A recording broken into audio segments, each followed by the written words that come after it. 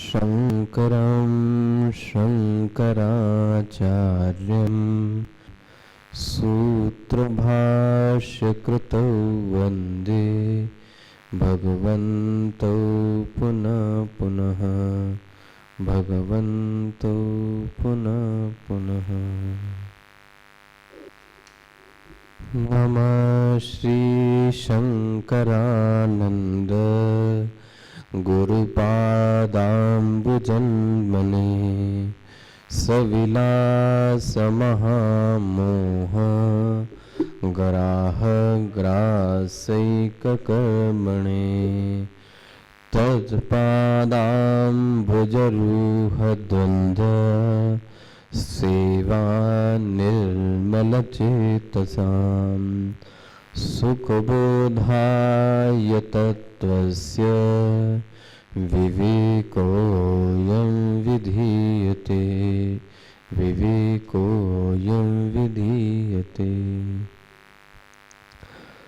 शब्दस्पर्शादयो वेद्या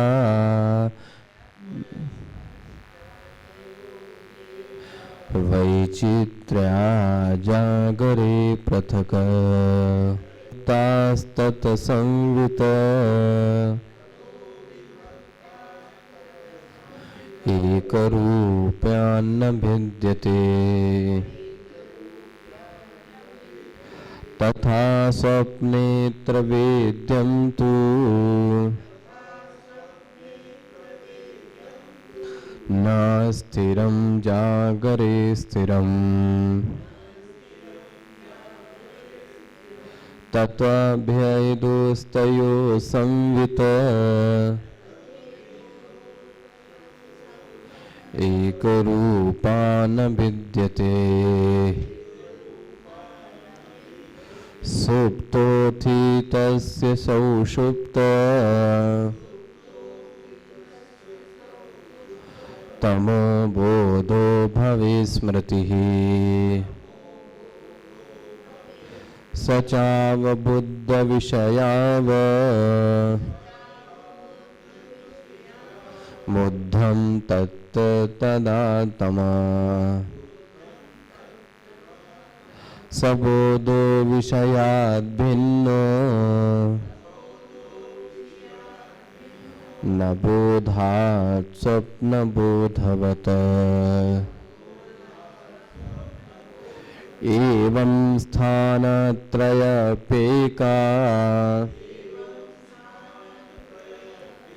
संवेदिद्वाननान्तरे।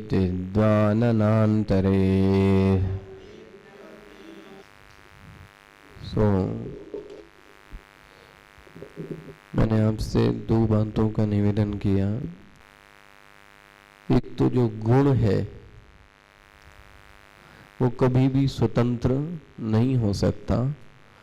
गुण सदैव गुणी पर आश्रित होगा, लेकिन गुणी बिना गुण के रह सकता है। या दूसरी भाषा में बोला जाए, पदार्थ के गुण होते हैं, पदार्थ के गुण होते हैं, बिना गुण के पदार्थ रह सकता है ना? पकड़ में है ना? दूसरा, कल मैंने जो बात निवेदन की वो क्या थी?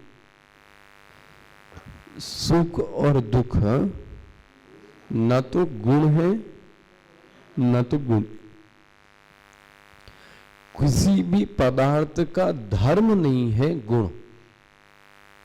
इस बात को समझना, किसी भी पदार्थ का धर्म नहीं है गुण, क्योंकि यदि उसका धर्म या गुण है तो फिर वह पदार्थ कभी भी उस गुण को त्याग नहीं सकता। कल का ये लेक्चर याद है? बन गया? तो फिर प्रश्न ये था, आखिर सुख और दुख किसके धर्म है? उत्तर क्या आया? सुख और दुख न तो गुणी है न तो गुणी है, न तो गुण है न तो गुणी है। यह तो संस्कार के अनुरूप विषयों के निष्कर्ष से उत्पन्न होने वाली वृत्ति है। क्या बोला? संस्कारा अनुरूप विषयों के मिलने से,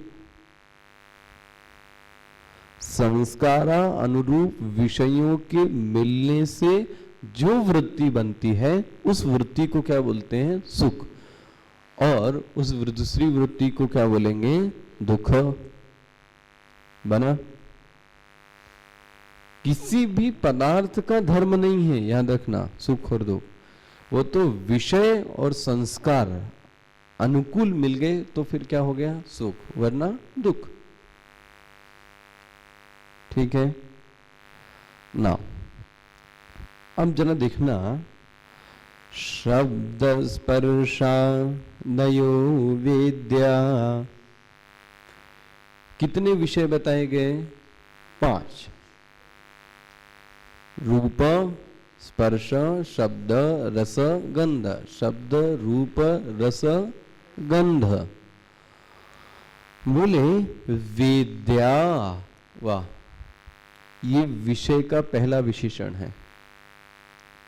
फिर से, विषय होने का पहला विशेषण क्या है? वेद्या। वेद्या मतलब जिनको जाना जाता है। मिला आपकी पुस्तक में? शब्द स्पर्श आदयो वेद्या। ये वेद मतलब जाने जाते हैं। कैसे जाने जाते हैं? बोले वैचित्र। विचित्र मतलब विविधम चित्रम, बहुत प्रकार के हैं ये। मतलब ये जो विषय हैं ये कितने हैं?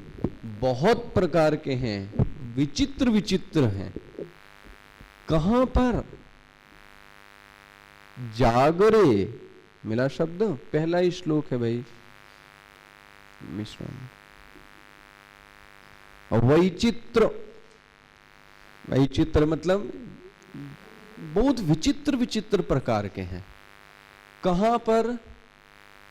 जागरे, जागृत अवस्था में, इसलिए पृथक। वाह, इसका देखना एक एक शब्द को। पहला विशेषण क्या आया? विषय वेद्य है। ठीक है। दूसरा, विषय एक दूसरे से पृथक है। पकड़ में आया? विषय के दो लक्षण क्या बोले गए? हाँ, जो जाने जाते हैं उनको विषय कहते हैं, पहला। जैसे जो जाना जाता है उसको विषय कहते हैं। यदि कहीं ब्रह्म को भी आपने क्या बना दिया तो गड़बड़ है। वृत्ति भी कैसी है? वृत्ति भी वेद्य है, तो वृत्ति भी किसके उसमें आ गई? विषय। जो जो चीजें जानी जाए वो चीजें विषय। बहुत सिंपल परिभाषा दे दी। अब आप सब कुछ लगा के देखो, कौन चीज है जो जानी नहीं जाती?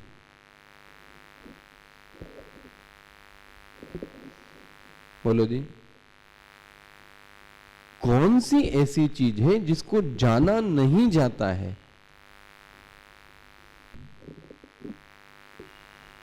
सब चीज को जाना जाता है, लेकिन जो जानने वाला है उसको नहीं जाना जाता। पकड़ में है?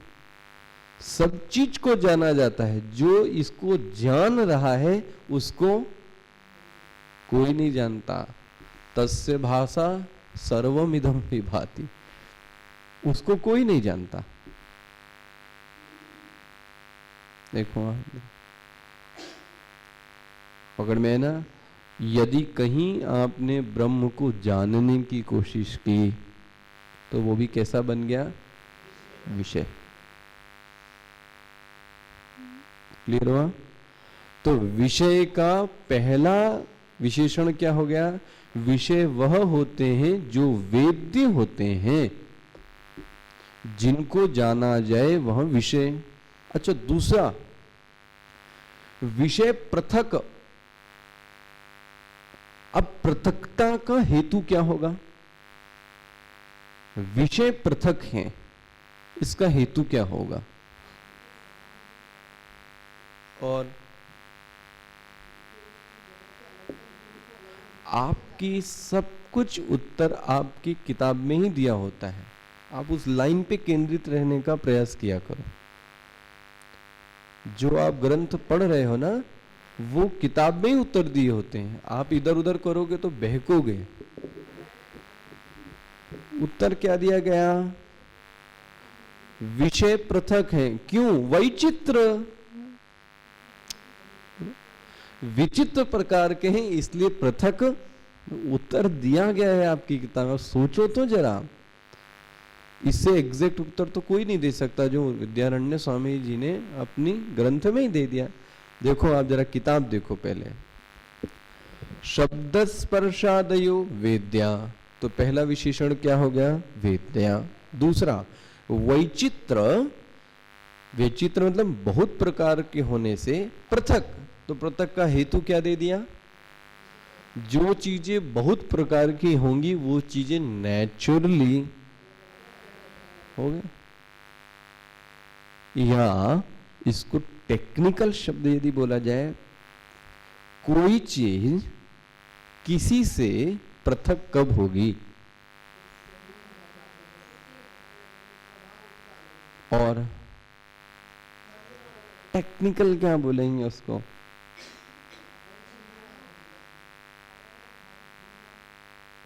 जब अन्योन्य भाव होगा। एग्जैक्ट आंसर है, कुछ एक्सप्लेन करने की जरूरत ही नहीं पड़ती इसका। मैंने कौन सा अभाव बताया है? अन्योन्य अभाव। अन्य का अन्य में अभाव, यही तो संख्या को क्रिएट करता है।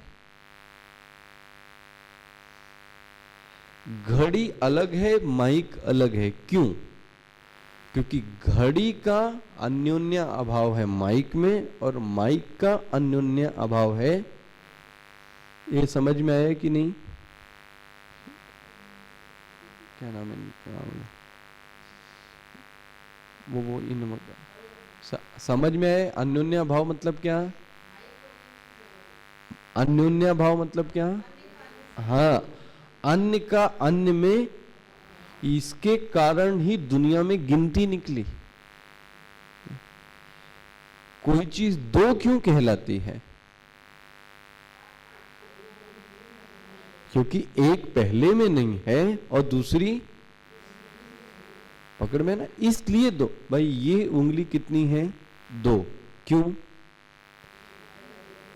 इस उंगली का इस उंगली में अभाव है, इस उंगली का इस उंगली में। हाथ एक है मान लो, क्यों? क्योंकि दूसरा नहीं है, लेकिन दो। ये इसमें नहीं है, ये, इसका मतलब दोनों कैसे हैं? अपूर्ण है। दोनों अपूर्ण हो गए। ये इसमें नहीं है और ये भी पूर्ण नहीं है और ये भी पूर्ण नहीं। इसी को बोलते पूर्णमदा। में है ना, जहां जहां अन्योन्य अभाव होगा तो इससे दो चीजें निकल के आ गई। जहां अन्योन्य अभाव होगा वहां एक चीज से ज्यादा होगी। ये पकड़ में है कि नहीं है? जहां अन्योन्य अभाव होगा, हाँ जी, वहां पर एक से ज्यादा चीजें होंगी। दूसरा, जहां पर अन्योन्य अभाव होगा वह दोनों चीजें अपूर्ण होंगी। लो जी, रूप शब्द में नहीं है और शब्द रूप में नहीं है। तो इसे देखना बहुत ध्यान से। रूप स्पर्श में नहीं है, स्पर्श शब्द में नहीं है। मतलब सब ज्ञान, सब वृत्तियां, सब विषय एक दूसरे को एक्सक्लूड कर रही हैं। पकड़ में है अन्योन्य अभाव या नहीं? कान कान गंध नहीं आ सकती, तो ये बोल नहीं सकता, सबका अलग अलग हो गया नहीं? ठीक है। अच्छा, इन वृत्तियों में इतना होने पर भी इनमें कॉमन क्या है? और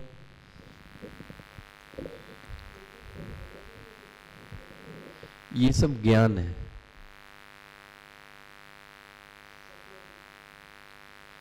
आखिर रूप की वृत्ति ने दिया क्या और शब्द की वृत्ति ने दिया क्या?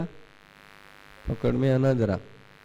ये ठीक है कि वृत्ति का जो विषय है वो अलग अलग है, वो तो मान ही रहे हम, वैचित्र्य, पृथक पृथक, लेकिन अभी इसमें आएगा ततो विभक्ता तत् संवित, जो उनमें संवित है वो कितना है? एक है। संवित मतलब ज्ञान। आखिर रूप से भी क्या मिला, शब्द से भी क्या मिला, स्पर्श से भी क्या मिला? तो बोले इसलिए एक चीज है, वो दो कॉमन है, वो क्या है? संवित। क्या बोलोगे उसको हम? पकड़ में ना। ज्ञान तत्व सब में एक है, ज्ञान के विषय अलग अलग हैं, दोनों में अंतर है। क्या बोला? नहीं पकड़ पा रही है? एकाग्र रहो, बहुत ही सूक्ष्म बुद्धि।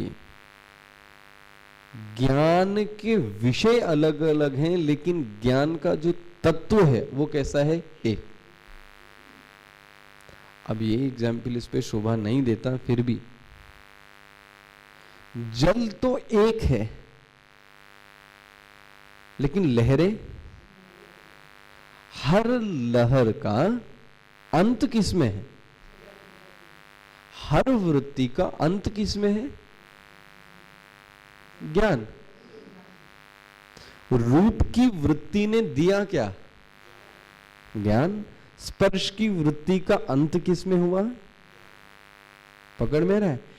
पांचों अलग अलग हैं, बहुत ध्यान से सुनना इनमें एक एक चीज। जैसे कि विषयों में अन्योन्य अभाव है, वैसे ही लहरों में भी अन्योन्य अभाव है। और बहुत सारी लहरें हैं, लेकिन सभी लहर का अंत किसमें है? इसी तरीके से सभी विषयों का अंत किसमें है? ज्ञान। क्लियर है? खुला ये चीजें? क्या बोला? विषय वेद्य हैं, पृथक हैं। विषय वेद्य हैं, पृथक हैं। पृथक क्यों है? अन्योन्य अभाव। ग्रंथ के अनुसार वैचित्र विविध प्रकार के हैं, इसलिए विषय अनेक हैं। अच्छा जी, हाँ। ततो विभक्ता, उनमें विभक्त होते हुए भी संवित एक। ये श्लोक देखो अब क्या कह रहा है, मैं कंक्लूड कर रहा हूं श्लोक को आज। ततो विभक्तास, कौन विभक्त है? विषय। विषय विभक्त होते हुए भी संवित एक न भिद्यते। संवित अनेक प्रकार के, संवित सिर्फ एक है। हो गया मेरे ख्याल से। अभी तक मैंने जितनी भूमिका बनाई होगी, अब सबसे ये समझ में आपको आ रहा होगा। विषय बहुत सारे हैं, वृत्तियों के विषय अनेक अनेक हैं, लेकिन सभी वृत्तियों के विषयों का निर्गमन सिर्फ एक विषय में है, वो है ज्ञान। और इसी ज्ञान तत्व को क्या बोलते हैं? संवित। एंड यही चैतन्य। प्लीज, वह ज्ञान विशेष नहीं है, फिर से कहीं गलत मत समझ लेना। ज्ञान तत्व कैसा है? सामान्य। ज्ञान तत्व कैसा है? सामान्य। लेकिन ज्ञान तत्व की जो वृत्ति बनी और वृत्ति का जो विषय बना वो कैसा है? विशेष। लहरें विशेष हैं कि जातियां बड़ी है, कोई छोटी है, लेकिन लहरों का जो जल है वो सब में कैसा है? सामान्य। एक ही जल है या नहीं? तो सभी विषयों में जो संवित गया है वो कैसा गया है? एक। पकड़ में? यही एक संवित ही चैतन्य है। अब जब आप इतने विषयों को भोगो तो आप याद रखना, भोगने के बाद जो ज्ञान होता है वो कौन है? चैतन्य। क्या ज्ञान हुआ ये मत देखना, सुख की दुख ये नहीं पता, लेकिन हुआ क्या? ज्ञान। ये चैतन्य है। पकड़ में आ रहा है कि नहीं आ रहा है? नहीं समझ में आ रहा है तो इस टर्न से बैठे पड़े एकदम। अच्छा जी, कहां पे हुआ? बोले ये घटना घटित कहां पे हुई? बोले जागरे, जागृत में घटना घटित हुई है। अगर आप देखो तो बहुत मिरेकल है ये। आपको जागृत में जीते जी चैतन्य का दर्शन करना है तो ज्ञान तत्व को देखो कि सभी वृत्तियों के विषयों का परिणमन किस में होता है? ज्ञान। ज्ञान किस चीज का? लेना देना नहीं। काहे का ज्ञान नहीं, बट हुआ क्या? ज्ञान। वो सब में एक है। बना? ठीक है। अब जागृत में ये ज्ञान हुआ। जागृत अवस्था मैंने किसको बोली थी?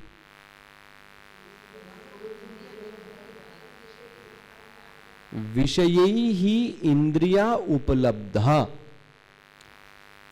मैं इसको परिभाषा में बद्ध कर देता हूं। विषयी ही इंद्रिया उपलब्धा। जिस काल में इंद्रिया और विषय उपलब्ध होते हैं, पकड़ में रहे, इसमें संवित देखना है, इसलिए मैं जागृत पढ़ा रहा हूं। जागृत किसको कहेंगे? इंद्रियां और विषयों के उपलब्धि में जो ज्ञान उत्पन्न होता है, जो काल है वो काल कैसा है? जागृत। पकड़ में है? जागृत में दो चीजें होनी ही चाहिए, मस्ट है। इंद्रिय, विषय। इंद्रिय होनी चाहिए और विषय होना चाहिए। इसके बिना जागृत जागृत नहीं है। अगर आप अभी सो जाओ तो इसमें क्या मिसिंग हुई? तो अब आपके लिए क्या है ये? आपके लिए स्वप्न, सुषुप्ति, जागृत नहीं है। आंख से घड़ी को देख रहा हूं, फिर ज्ञान उत्पन्न हो रहा है, इसलिए इसको कौन सी अवस्था बोलेंगे? जागृत। आंख से घड़ी को देख रहा हूं इसलिए। कभी आप बोलते हो जागो भाई, क्या बड़बड़ा रहे हो? जागो। जागो मतलब जरा इंद्रियों को क्या करो? ज्ञान तो हो रहा है, किसमें? स्वप्न में भी। पकड़ में आ रहा है? दूसरा नेक्स्ट टॉपिक यही होने वाला है। स्वप्न जगत का ज्ञान, जागृत जगत का ज्ञान, इसमें क्या अंतर है? कॉमन तो मैं पहले बता दूं, स्वप्न जगत में भी क्या होता है और जागृत में भी क्या होता है। इसका मतलब वो संवित कहां उठ के चला आया? देखो जी, जो जागृत में संवित है, हाँ जी, वही संवित स्वप्न में भी है। नहीं समझ में आया? क्योंकि अंत किसमें है? चाहे रामेश्वरम का समुद्र हो, हाँ, चाहे कन्याकुमारी का समुद्र हो, दोनों का अंत किसमें? बोले इसलिए चैतन्य वहां भी है। यहां पर चैतन्य को संवित कहा गया है। क्लियर हुआ? अच्छा, बोले क्या अंतर है, आप बताओ जरा। नेक्स्ट श्लोक देखिए।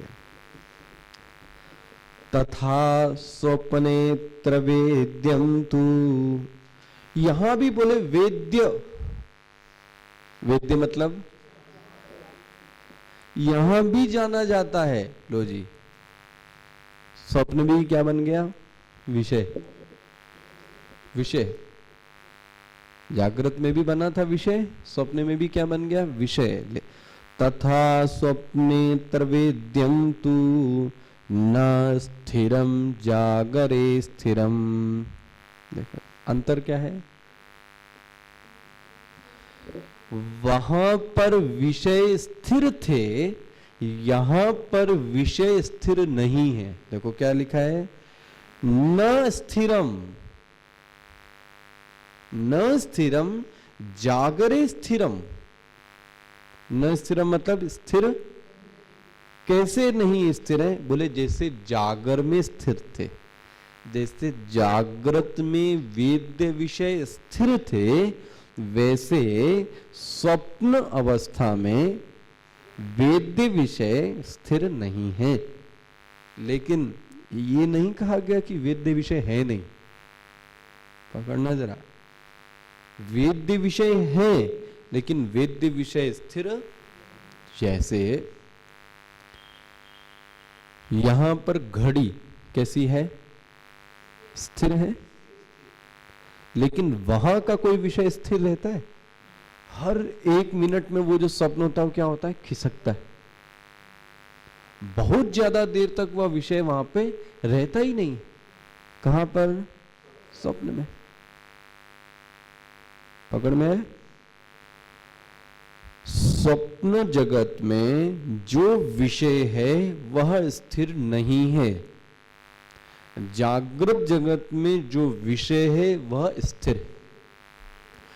जागृत में भी विषय है, स्वप्न में भी विषय है। जागृत में भी विषय वेद्य है, स्वप्न में भी विषय वेद्य है। क्लियर हो रहा है? तथा स्वप्नेत्र वेद्यं तु न स्थिरम जागरे स्थिरम। फिर ततः भेदस्तयो संवित। दोनों अवस्थाओं में बोले भेद है, किंतु संवित एक रूपा न विद्यते। लेकिन उसमें संवित कैसा है? देखो, उसमें भी संवित है, इसमें भी संवित।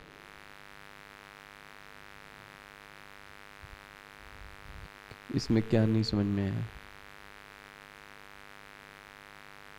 क्लियर हुआ? मैं आज आपको ना, जैसे बच्चों का दूध बनाया जाता है ना, क्लिष्ट नहीं, एकदम सरल सरल बना के बोतल में दे रहा हूँ। और मैं भी कल के ट्रेंड में पढ़ाऊंगा ना, तो अब फिर सर घूमेगा आपका। और पढ़ाना कल की ट्रेंड में चाहिए।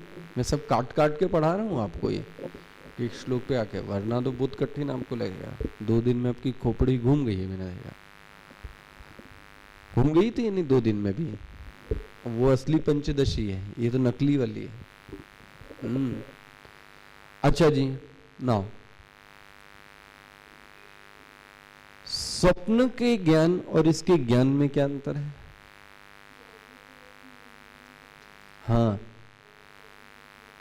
स्वप्न का ज्ञान संस्कारों पर आधारित होता है।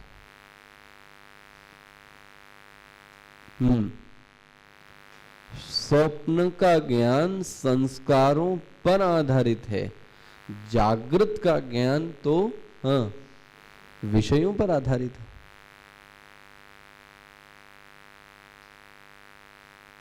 हुआ? संस्कार मतलब कल आप पूछ रहे थे, संस्कार मतलब जब हम किसी चीज को ध्यान से देखते ही नहीं, ये मत बोलना देखने से संस्कार पड़ता है। जब हम किसी चीज को ध्यान से देखते हैं, सुनते हैं, बोलते हैं, चखते हैं, कुछ भी करते हैं, कैसे? ध्यान से, तो उसका एक अंश हमारे अंदर एकत्र हो जाता है। उसको क्या बोलते हैं? संस्कार।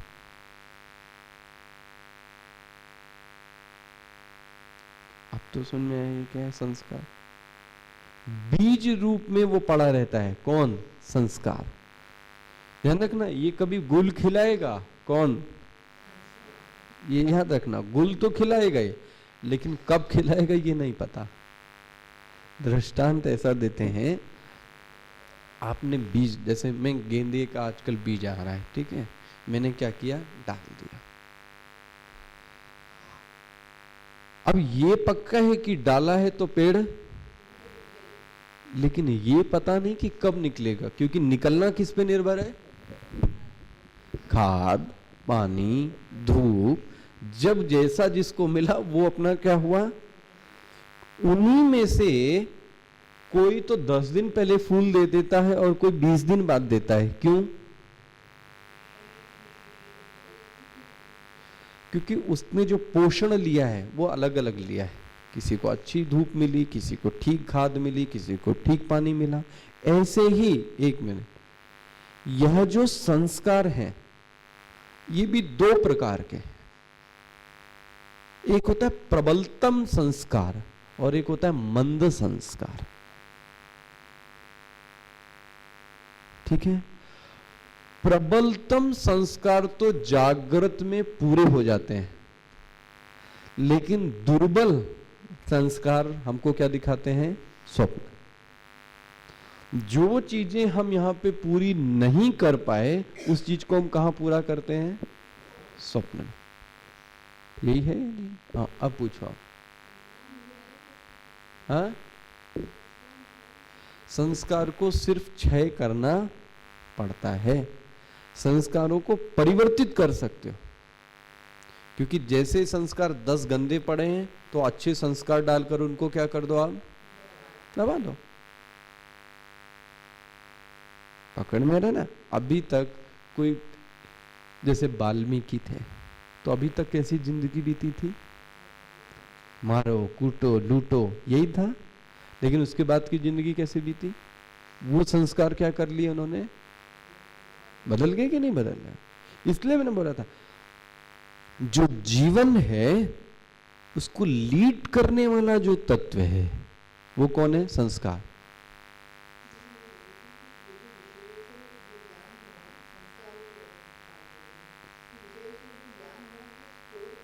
चित्त, मन नहीं। आप ध्यान रखना, आपने इस तत्वबोध में पढ़ा था, मन संकल्प और विकल्प की वृत्ति करता है, बुद्धि निश्चयात्मिका है, लेकिन चित्त क्या है? स्टोरेज।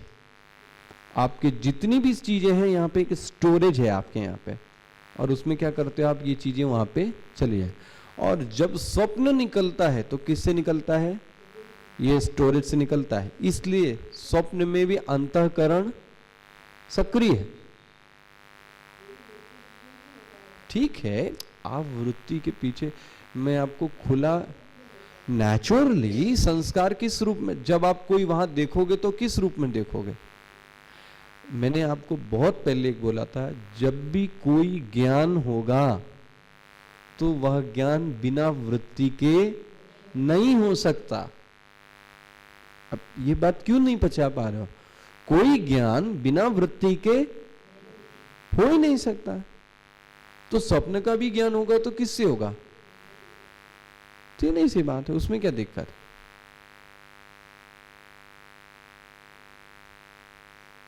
क्या दिक्कत है इसमें भाई? चित्त से संस्कार निकले, वृत्ति बनी, और मुझे क्या हो गया? क्या कोई वृत्ति जरूरी नहीं है कि जागृत को देख के बने। वृत्ति संस्कार के अनुरूप भी बन सकती है। एग्जाम्पल, एक स्त्री है, वो नग्न खड़ी है, गंदा सा कपड़ा पहनी है। अब हमने उसको देखा तो हमारे अंदर कैसे गंदे गंदे थॉट आए। ठीक है, लेकिन यदि कोई संस्कारी पुरुष है तो उसको देखकर भी उसकी जो वृत्ति बनेगी कैसे बनेगी? अपने संस्कार के अनुरूप बनेगी।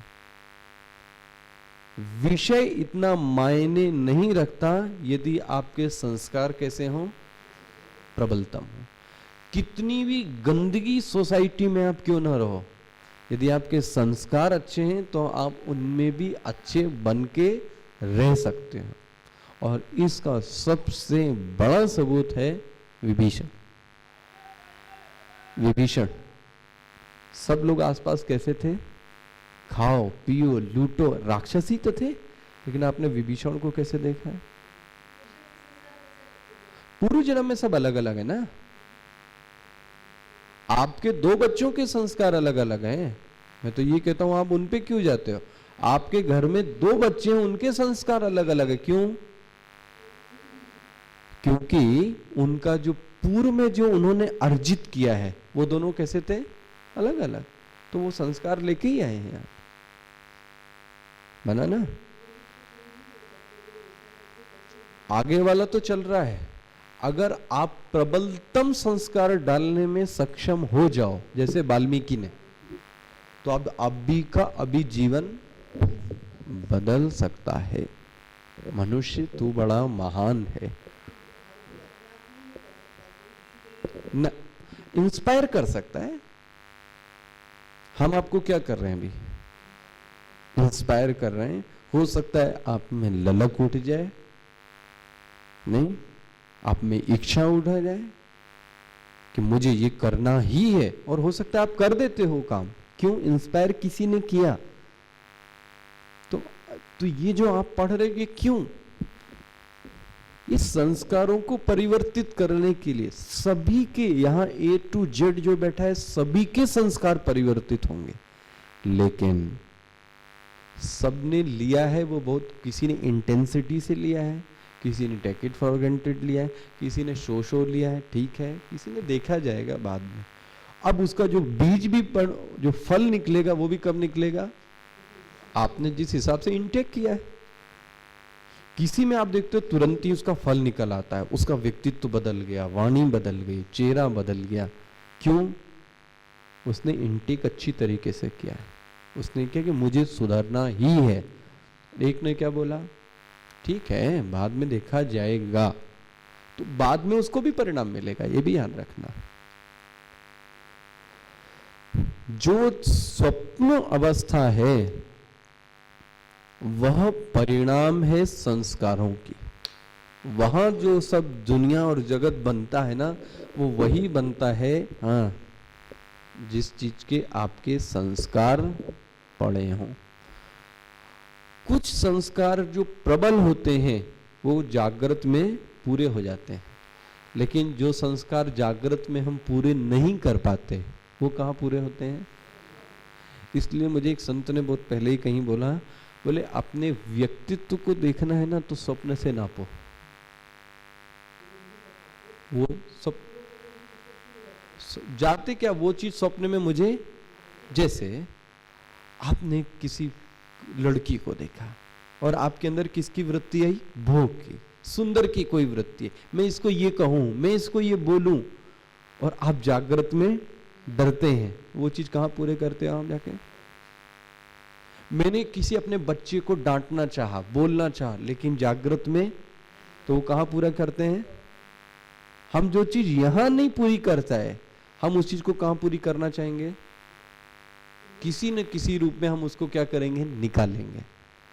इसलिए मैंने क्या बोला, आपका असली व्यक्तित्व संस्कारों का कैसा है? क्योंकि यहां तो हम टीका चंदन और सब फिट फाट हो गए, लेकिन जो स्वप्न है, किस क्वालिटी के स्वप्न है, ये बताता है कि आपका व्यक्तित्व कैसा है। अच्छा, कितने लोगों को स्वप्न में ईश्वर दिखते हैं?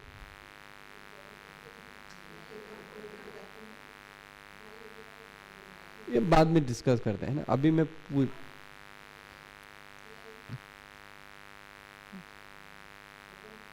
बाद में मैं भी, अभी मेरे को बोल लेने दीजिए, है ना।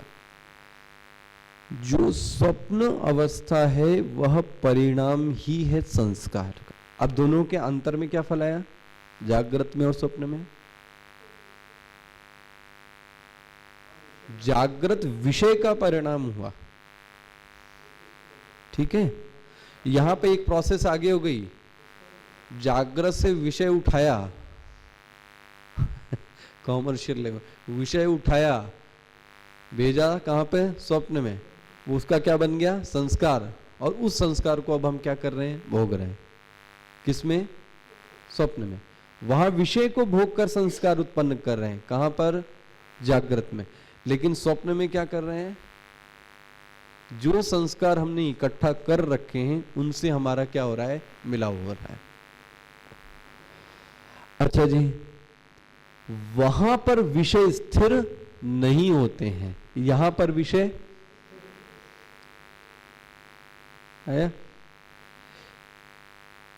वहां पे भी स्वप्न से भी ज्ञान होता है ना, ज्ञान तो, लेकिन यहां पे भी जागृत में भी इसका मतलब ज्ञान तत्व तो फिर हो गया ना। वही संवित वहां पे गया है, वही संवित, क्लियर हो रहा है। अब इस श्लोक को देखो, तथा स्वप्नेत्र वेद्यं तु न स्थिरं जागरे स्थिरं तथा भेदोस्तयो संवित।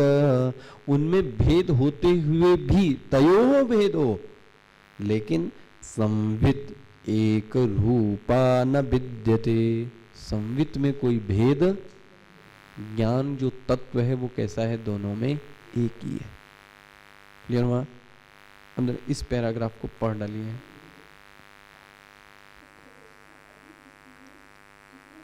हाँ, हम तो स्वप्न को झूठा क्यों कह देते हैं, बड़ी जल्दी बदल जाता है, लेकिन जागृत को, बट जागृत भी एक झूठा है, ये भी तो बदलता है। जागृत भी तो परिवर्तनशील है, लेकिन स्वप्न को मिथ्या कह लेते हैं, लेकिन जागृत को मिथ्या, ये सब मिथ्या है बोले झूठा है, नहीं नहीं नहीं। टाइम का अंतर है, वो 10 मिनट में अंतर हो जाता है, यहाँ 10 साल में अंतर होगा, लेकिन है तो ये भी एक ही थाली के दोनों चट्टे बट्टे हैं, ये जागृत भी और स्वप्न भी। हो गया। जागृत में भी संवित है, स्वप्न में भी संवित है। अब दिखाते हैं सुषुप्ति, उसमें भी क्या है, संवित है, उसको देखेंगे। ओम पूर्णमदः पूर्णमिदं पूर्णात् पूर्णमुदच्यते पूर्णस्य पूर्णमादाय पूर्णमेवावशिष्यते। ओम शांति शांति शांति। हरि ओम। श्री गुरुभ्यो नमः। हरि ओम।